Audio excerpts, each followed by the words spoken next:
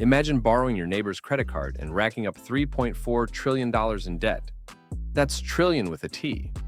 To put that in perspective, that's more money than the entire economy of Germany produces in a year.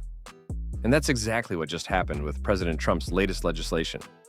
The Congressional Budget Office says Trump's big, beautiful bill will add $3.4 trillion to America's national debt over the next decade. Today, we're breaking down exactly what this means for you, your wallet, and America's financial future. Let's start with the basics. Trump calls it his big, beautiful bill, but its official name is even more dramatic: the One Big, Beautiful Bill Act. Think of it as a massive shopping spree on America's credit card. The package extends Trump's 2017 tax cuts, while providing tax deductions for tips and overtime pay for the next 4 years. But it doesn't stop there. The law also includes what some Republicans have hailed as a historic $150 billion boost for defense programs, along with more than $160 billion to help advance the president's deportation and border security plans. So where does all this money come from? Well, that's where things get complicated.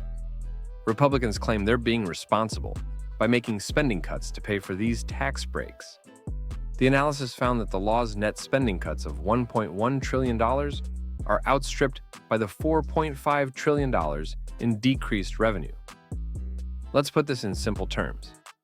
Imagine you cut your monthly expenses by $1,100, but then you also quit your job and lost $4,500 in monthly income. You'd be in a much worse financial position, right?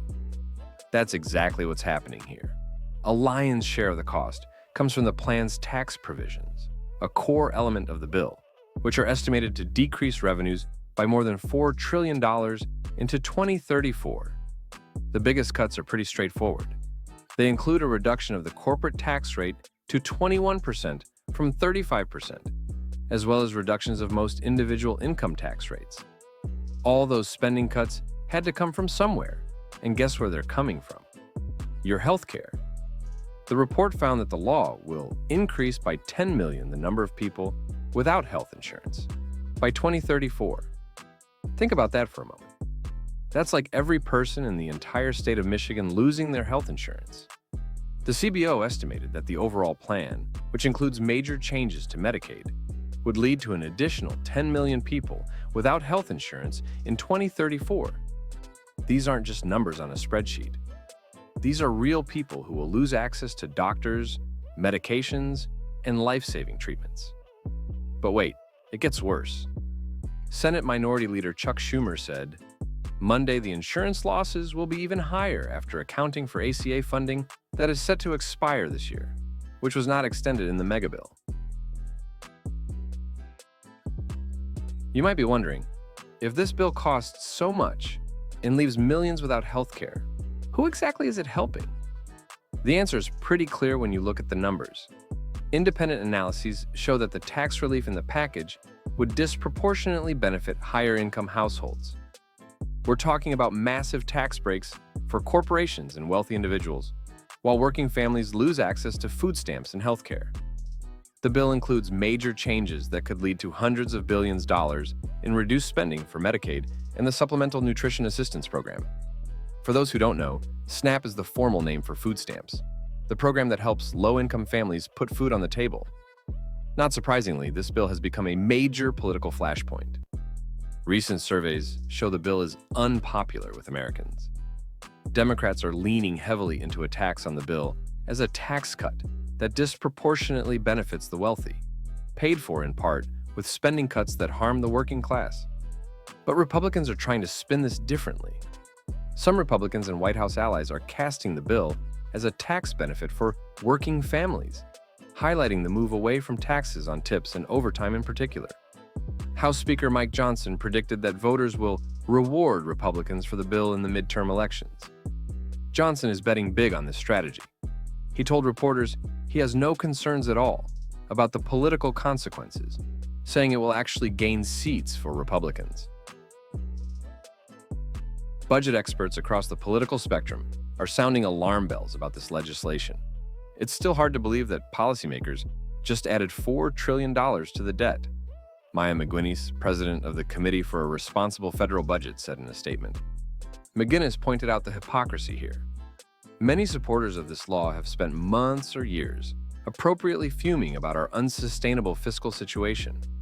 But when they actually had an opportunity to fix it, they instead made it $4 trillion worse. Even some Republicans are having second thoughts. Senator Rand Paul, a libertarian Republican from Kentucky, said he and 4 others in the Senate GOP are opposed to the bill in its current form because it grows the debt pile. This isn't just about politics, this is about America's economic future.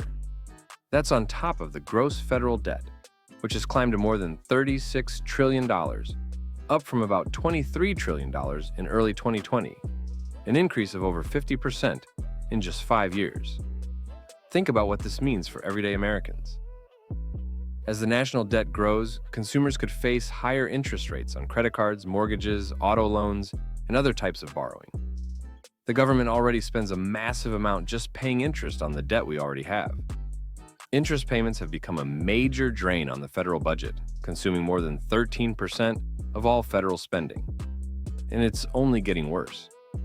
By 2035, that share is projected to rise to 16.7%, or 1/6 of all federal spending. What does this mean in practical terms? That means less money for public priorities like infrastructure, education, and emergency aid, and less flexibility to respond to the next recession or emergency. Here's the hard truth that politicians don't want to talk about.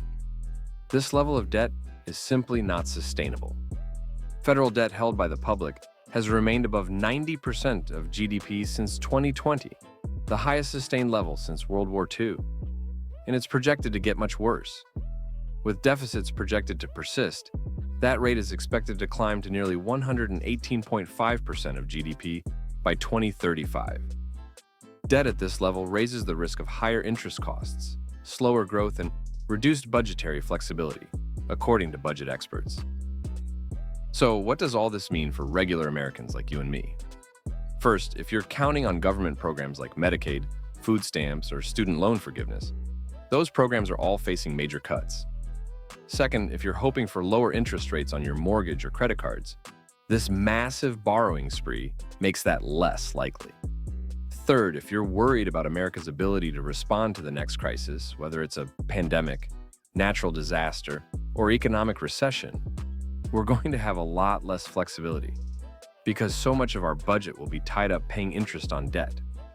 Trump's big, beautiful bill will add $3.4 trillion to the U.S. national debt over the next decade, while leaving 10 million more Americans without health insurance.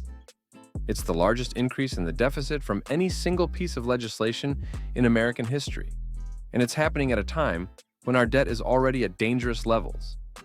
The question now is whether American voters will hold politicians accountable for this fiscal recklessness, or whether the political benefits of tax cuts will outweigh the long-term economic costs. Either way, this bill will shape America's economic future for decades to come.